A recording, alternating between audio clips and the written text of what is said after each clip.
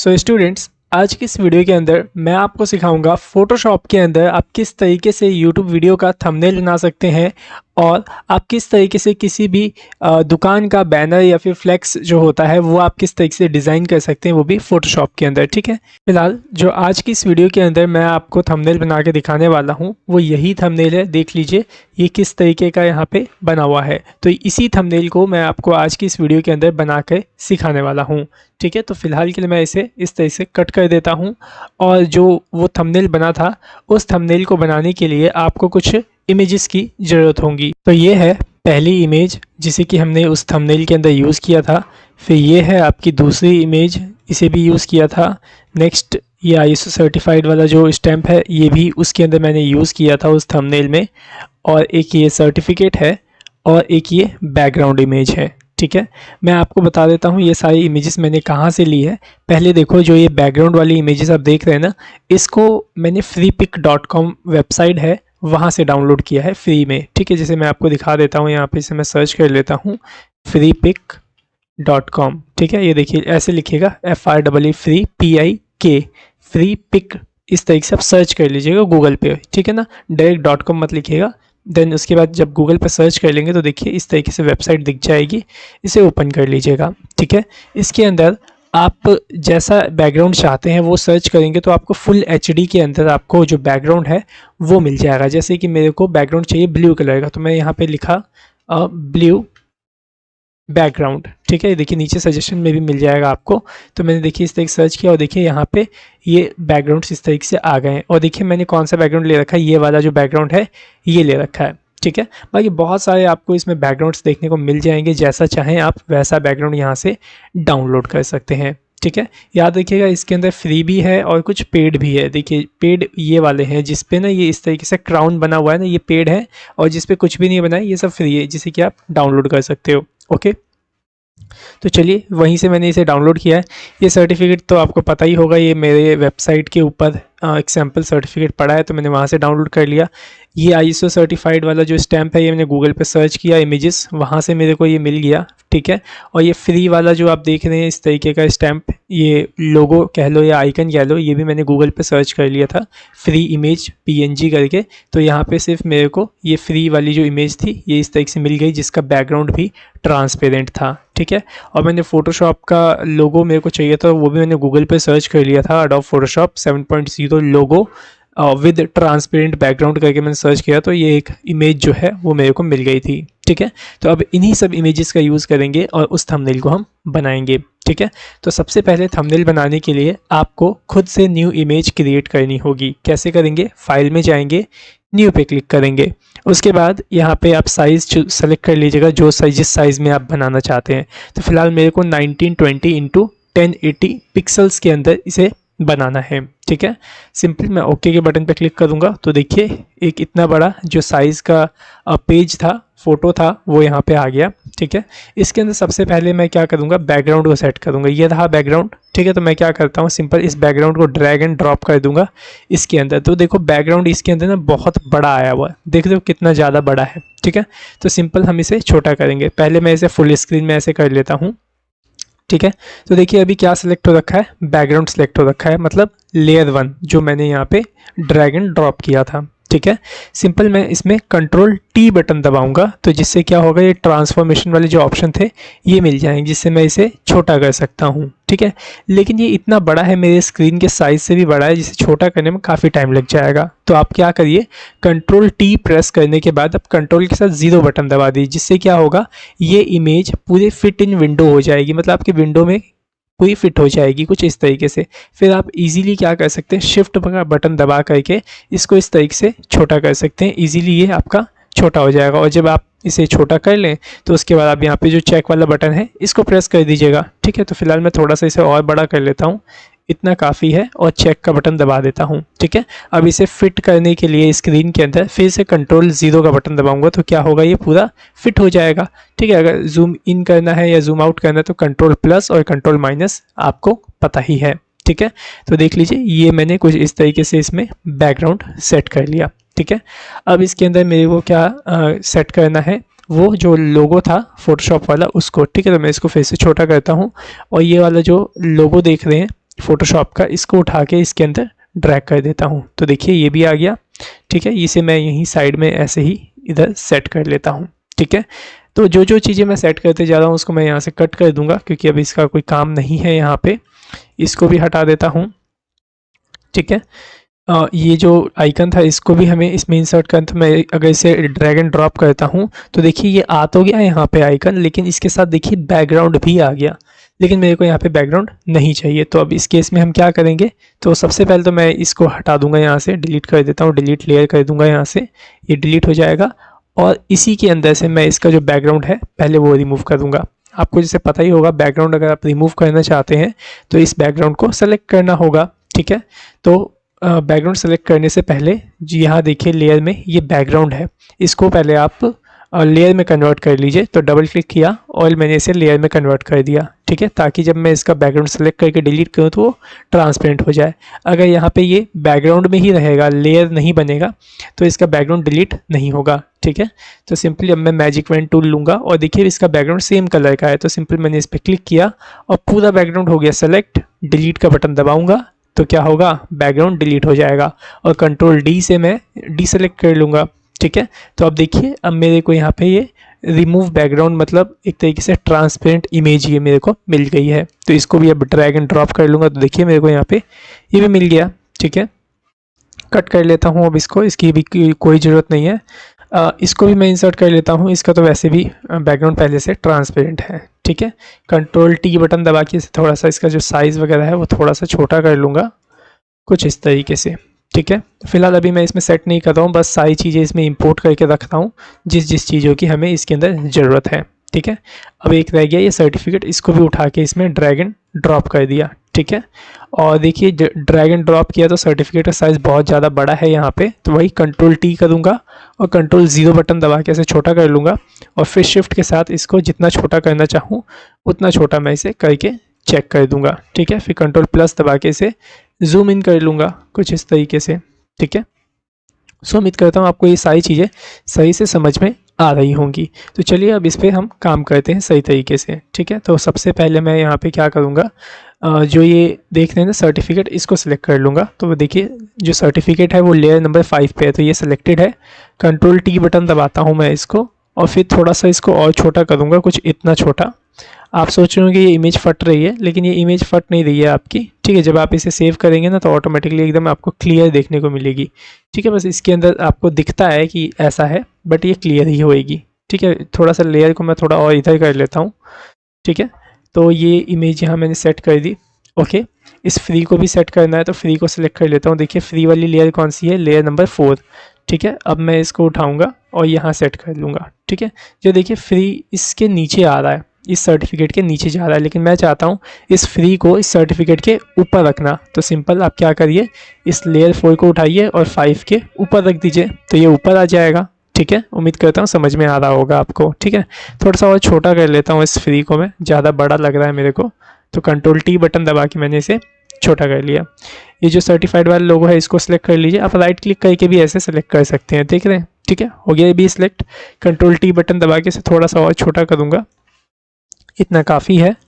और सिंपली इसको यहाँ पे इस तरीके से रख दूंगा, लेकिन बस ये भी देखिए पीछे जा रहा है, तो इसको भी उठाऊंगा और लेयर 5 के ऊपर रख दूंगा। तो देखिए ये दोनों आ गया। अगर मेरे को इसे रोटेट करना है तो कैसे करेंगे, कंट्रोल टी बटन दबाएंगे, टी फॉर ट्रांसफॉर्मेशन, और यहाँ पे ऐसे लेके आएंगे और इसे हल्का सा ऐसे रोटेट कर देंगे, तो ये आपका रोटेट हो जाएगा। तो देखिए ये सब तो सेट हो गया, ठीक है। अभी मैं चाहता हूँ जो ये सर्टिफिकेट है इसके पीछे थोड़ा सा शेडो आना चाहिए, तो सिंपल आप लेयर 5 को सिलेक्ट कर लीजिए सर्टिफिकेट वाले को और यहाँ पे क्लिक करिए। ये देख रहे हैं ये वाला बटन जो दिख रहा है ना आपको, F की जैसे यहाँ पे दिख रहा होगा, ठीक है। इसको बोलते हैं हम add a layer style option, ठीक है। इस पर आप क्लिक करिए और इसके अंदर देखिए आपको एक ऑप्शन मिल जाएगा ड्रॉप शेडो का। सिंपल इस पर क्लिक करिए तो देखिए यहाँ पे हल्की सी आपको शेडो देखने को मिल रही होगी। ये देखिए ये शेडो वाले जो ऑप्शन जब आपने क्लिक किया ना ड्रॉप शेडो पे, तो ये पॉपअप ओपन होके आया था, ठीक है। तो देखिए बाय डिफ़ॉल्ट इसमें जो शेडो आई है वो भी सही है, बाकी आप चाहें तो साइज़ बढ़ा सकते हैं। जैसे मैं ये देखो यहाँ पे बढ़ा रहा हूँ तो देखो बढ़ रहा है, और घटा रहा हूँ तो घट रहा है, ठीक है। आप डिस्टेंस कितना रखना चाहते हैं वो सब यहाँ पे ऐसे डिफाइन कर दीजिए, ठीक है। तो मैं चाहता हूँ साइज़ थोड़ा सा कम हो जाए, डिस्टेंस इतना ही रहना चाहिए, तो इतना परफेक्ट लग रहा है। ठीक है, मैं ओके का बटन दबा देता हूँ। तो देखिए इसके पीछे अब शेडो भी आ गई है। अब रह गया यहाँ पे लिखने का काम, टेक्स्ट। ठीक है, तो मैं यहाँ पे सबसे पहले लिखना चाहता हूँ अडोब फोटोशॉप 7.0। ठीक है, तो मैं यहाँ पे टेक्स्ट टूल लूँगा, ये देखिए ये टेक्स्ट टूल है, और सिंपल क्लिक करूँगा, एक बस मैंने यहाँ पे क्लिक किया है, और उसके बाद मैं सिंपल यहाँ पे लिख देता हूँ अडोब। ठीक है, देखिए अभी मैं यहाँ पे जो कुछ भी लिख रहा हूँ ना, तो वो शो नहीं कर रहा है, शो हो रहा है लेकिन वो आपको वाइट कलर का दिख रहा है। देख रहे हैं यहाँ पे वाइट कलर पहले से सेलेक्टेड है, इसी वजह से मैं चाहता हूँ रेड कलर का है, तो यहाँ क्लिक करिए और रेड कलर सेलेक्ट करके ओके कर लीजिए। अब आप लिखेंगे तो रेड कलर का इस तरीके से आ जाएगा। ठीक है, तो चलिए अब मैं लिखता हूँ अडोब, ADOBE। ठीक है, लिख दिया अडोब, चेक पे क्लिक कर दीजिए, तो यहाँ पे ये आपका टेक्स्ट आ जाएगा। अब आप इसे अगर मूव वगैरह करना चाहते हैं तो सिंपल मूव टूल लीजिए और यहाँ पे इस तरीके से इसे मूव कर सकते हैं। बड़ा छोटा करना है तो आप कंट्रोल T का यूज़ करिए, कंट्रोल T बटन दबाइए और शिफ्ट के साथ आप जितना बड़ा करना चाहते हैं उतना बड़ा आप इसे कर दीजिए। ठीक है, तो ये हो गया। अब मैं चाहता हूँ इस अडोब के अंदर थोड़ा सा और मैं इसके अंदर इफेक्ट डालूँ। ठीक है, तो सिंपल आप इसी पे क्लिक करिए यहाँ पे add a layer style button पे, और इसके अंदर आप यूज़ करिए बेवल एंड एम्बोज का ऑप्शन। ठीक है, बेवल एंड एम्बोज क्या करता है, आपके टेक्स्ट को थोड़ा सा 3D बना देता है। देखिए अभी ये किस तरीके से हो गया। देखिए अगर मैं इसे अनचेक कर देता हूँ यहाँ से, तो देखिए पहले ऐसे था, और जब मैंने इस पर बेवल एंड एम्बोज लगाया तो देखिए कुछ इस तरीके का इफेक्ट इसने क्रिएट करके दे दिया। तो मेरे को इफेक्ट जो है परफेक्ट लग रहा है। सिंपल मैं ओके के बटन पे क्लिक कर दूंगा। ठीक है, अब मुझे क्या करना है, सिंपली यहाँ पे अडोब लिख दिया, अब नीचे लिखना है फोटोशॉप। ठीक है, और इसी फॉन्ट में लिखना है, ये जो फॉन्ट इसमें सेलेक्ट हो रखा है ना यूबुंटू, इसी में लिखना है। तो आप एक काम कर सकते हैं, आप इसी का डुप्लीकेट भी कर सकते हैं।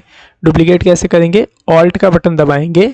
ठीक है, ऑल्ट का जो बटन है उसे दबा के रखना है और इस अडोब को पकड़ के नीचे की तरफ लेके आना है। तो देखिए यहाँ पे एक डुप्लीकेट हो जाएगा। ठीक है, फिर टेक्स्ट टूल लीजिए आप, इसके बीच में कहीं भी कर्सर रखिए और जो ये पूरा टेक्स्ट है इसको आप ऐसे बैक स्पेस करके डिलीट कर दीजिए, और सिंपल आप उसी फॉर्मेट में यहाँ पे फोटोशॉप को भी लिख लीजिए। तो मैं यहाँ लिख लेता हूँ फोटोशॉप 7.0। ठीक है, इसका कलर आपको चेंज करना है तो आपको इसे पूरा सेलेक्ट करना पड़ेगा, और यहाँ से इस तरीके से ब्लैक कलर यहाँ पे ऐसे मैंने पास कर दिया और यहाँ चेक कर देता हूँ। तो देखिए आ गया, और इसे मूव करने के लिए मूव टूल लूँगा और यहाँ पे इस तरीके से इसे सेट कर लूँगा। अडोब यहाँ आ गया, फोटोशॉप 7.0 यहाँ आ गया। ठीक है, अब क्या करना है, आपको यहाँ पे एक लाइन खींचनी है, लाइन डालनी है। तो लाइन के लिए क्या करेंगे, देखिए टेक्स्ट के नीचे ही आपको एक लाइन टूल मिल जाएगा। देख रहे हैं यहाँ पे लाइन टूल, जिसकी शॉर्टकट की क्या है, U है। ठीक है, तो आप सिंपली लाइन टूल ले लीजिए। ठीक है, उसके बाद देखिए ऊपर आइएगा यहाँ पे, और यहाँ पे वेट लिखा हुआ है, मतलब आप लाइन कितनी मोटी रखना चाहते हो। तो मैं चाहता हूँ 7 पिक्सल का ही वेट उसका होना चाहिए, मतलब 7 पिक्सल ही वो मोटी होनी चाहिए। ठीक है, तो यहाँ पे 7 पिक्सल सेट कर लिया है। कलर भी सेट कर लीजिए, कौन सा कलर चाहिए, किस कलर का। तो मैंने बोला जो ये अडोब में कलर रखा है ना रेड वाला, यही चाहिए, और ओके कर देता हूँ सेलेक्ट करके। ठीक है, अब मैं यहाँ पे लाइन ड्रॉ करता हूँ। तो देखिए मैं यहाँ लाइन खींच रहा हूँ, तो देखिए थोड़ी सी टेढ़ी आ रही है। अगर आप चाहते हैं एकदम स्ट्रेट लाइन आए तो आप शिफ्ट का यूज़ करिएगा। शिफ्ट जैसे ही आप दबाएंगे देखिए एकदम लाइन आपकी स्ट्रेट हो जाएगी, कुछ इस तरीके से। ठीक है, अब मैं छोड़ता हूँ, तो देखिए यहाँ पे जो लाइन थी वो आ गई। ठीक है, सो उम्मीद करता हूँ समझ में आ गया होगा कि आप किस तरीके से यहाँ पे लाइन को ड्रॉ कर सकते हैं। अब मुझे यहाँ पे क्या करना है, नीचे टेक्स्ट लिखना है चैप्टर 1 इंट्रोडक्शन टू फोटोशॉप 7.0। तो उसके लिए भी हम क्या करेंगे, सिंपल टेक्स्ट टूल लेंगे, क्लिक करेंगे यहाँ पे और सिंपल लिखेंगे चैप्टर नंबर 1। तो मैंने लिखा चैप्टर -1। ठीक है, मैंने लिख दिया चैप्टर नंबर 1। इसको थोड़ा ना मैं यहाँ पे इधर लेके आता हूँ, मूव करता हूँ, और ये ज़्यादा बड़ा हो रहा है चैप्टर नंबर 1। इसका साइज़ मेरे को छोटा करना है, तो सिंपल कंट्रोल T बटन दबाऊंगा और यहाँ से ऐसे छोटा कर लूँगा। ठीक है, और इसे चेक कर दूंगा तो ये छोटा हो जाएगा। मैं चाहता हूँ कि इसका फॉन्ट अगर चेंज करूँ तो सिंपली आपको इसे सेलेक्ट करना होगा टेक्स्ट टूल लेकर के, और यहाँ पे देखिए बहुत सारे अलग अलग आपको फॉन्ट्स देखने को मिल जाएंगे। जो फॉन्ट आपके सिस्टम में इंस्टॉल होंगे, आप कोई सा भी जो फॉन्ट चाहते हैं इंस्टॉल करना, मतलब इंस्टॉल कह रहा हूँ, लगाना चाहते हैं, इसके ऊपर सेलेक्ट कर लीजिए, लग जाएगा। देखिए जैसे कि इस पर मैंने ये वाला फॉन्ट लगा दिया। ठीक है, आप इसे बोल्ट वगैरह करना चाहते हैं तो वो कैसे होगा, तो देखिए यहाँ पे आएंगे ना, तो यहाँ पे देखिए ऊपर, यहाँ पे पहले से सिलेक्टेड है रेगुलर, अगर बोल्ट पे क्लिक करेंगे तो ये इस तरीके से बोल्ट हो जाएगा। इसका आप साइज़ बढ़ाना घटाना चाहते हैं तो आप यहाँ से भी इसका साइज़ छोटा कर सकते हैं और बड़ा भी कर सकते हैं कुछ इस तरीके से, ठीक है। लेकिन यहाँ पे एक लिमिट होती है 72 पिक्सल तक ही आप यहाँ पे बढ़ा सकते हैं, इतना ही इसने ऑप्शन दिया होता है। बाकी इसकी शॉर्टकट की भी होती है, अगर आपने बेसिक कंप्यूटर कोर्स किया है तो आपको फ़ॉन्ट साइज़ इंक्रीज़ करने की शॉर्टकट की पता होगी, जैसे कि control shift greater than button दबाएंगे तो फ़ॉन्ट साइज़ इंक्रीज़ हो जाएगा और लेस देन दबाएंगे तो डिक्रीज़ हो जाएगा, ठीक है। अगर नहीं पता तो अब सीख लीजिए, ठीक है। इसका कलर तो सब कुछ ठीक है, अगर आप अब इस पर भी बेवल एंड एम्बोस का इफेक्ट देना चाहते हैं तो इस पर भी आप दे सकते हैं, ठीक है। तो पहले जितनी भी मैंने ट्रांसफॉर्मेशन वगैरह यहाँ से चेंजेस किए हैं उसको मैं यहाँ से एक्सेप्ट कर लेता हूँ और फिर इसके अंदर बेवल एंड एम्बोस को लगाता हूँ। बेवल एंड एम्बोस लगाने के लिए आपको यहाँ पे पहले मूव टूल लेना होगा और फिर ये चैप्टर 1 की लेयर सेलेक्टेड होनी चाहिए, ठीक है। उसके बाद सिंपली आपको क्लिक करना है यहाँ पे और यहाँ पे सेलेक्ट कर लीजिए बेवल एंड एम्बोज ऑप्शन को। तो देखिए इसमें भी बेवल एंड एम्बोज इस तरीके से इंप्लीमेंट हो गया। पहले मैं अगर इसे ऑफ करूँ तो पहले ऐसे था और लगाने के बाद ऐसे हो गया। बाकी आप इसको देखिए थोड़ा सा बढ़ा घटा सकते हैं, जैसे कि मैं इस पर थोड़ा सा कम कर दूंगा बेवल एंड एम्बोज को, तो देखिए कम हो गया 51%, 81% में आपको डिफरेंस दिख रहा होगा, ठीक है। डायरेक्शन भी चेंज कर सकते हो, अप के साइड चाहिए कि डाउन की साइड चाहिए, तो इस तरीके से आप इफेक्ट यहाँ पे डाल सकते हो। ओके, सिंपली मेरे को यही चाहिए अप वाला और ओके कर दूंगा तो इस पे आ जाएगा चैप्टर नंबर 1, ठीक है। फिर मैं क्या करूंगा, मैंने डिज़ाइन तो इसी को ही कर लिया तो मैं इसी का डुप्लीकेट करके ही नीचे का भी टेक्स्ट लिखने वाला हूं। तो सिंपल ऑल्ट का बटन दबाए रखूंगा और इसका फॉन्ट मतलब इसको इस तरीके से डुप्लीकेट कर दूंगा, ठीक है। फिर सिंपली टेक्स्ट टूल लूँगा और यहाँ लिखूँगा चैप्टर नंबर 1 तो लिखा हुआ है, सिंपली लिखूँगा इंट्रोडक्शन टू फोटोशॉप 7.0 लिख देता हूँ यहाँ पे, इंट्रोडक्शन टू फोटोशॉप 7.0, ठीक है। मैंने लिख दिया है यहाँ पे इंट्रोडक्शन टू फोटोशॉप 7.0, ठीक है। इसे जब मूव करते हैं देखते हैं कैसा आया है यहाँ पे, ये देखिए ये मैंने लिख दिया। अभी जो देखिए जो ये इंट्रोडक्शन टू 7.0 लिखा है ना फोटोशॉप 7.0, इसका जो अलाइनमेंट है वो सेंटर हो रखा है। देखिए अगर मैं इसे सेलेक्ट करूँ तो आपको पता चलेगा, ठीक है। थोड़ा सा ये खिसका हुआ है यहाँ से, अगर आप इसे लेफ्ट अलाइनमेंट दे देंगे तो इस तरीके से ये एकदम परफेक्ट आ जाएगा। तो मैं यहाँ पे लेफ्ट अलाइनमेंट यूज़ कर लेता हूँ और इसका कलर भी मैं यहाँ पे ब्लैक कर लेता हूँ क्योंकि मेरे को यहाँ पे रेड कलर की ज़रूरत नहीं है, ठीक है। तो ये मैंने इस तरीके से कर लिया। अब मैं इसे मूव कर लूँगा और इसे यहाँ पे ऐसे रख लूँगा, सिंपल।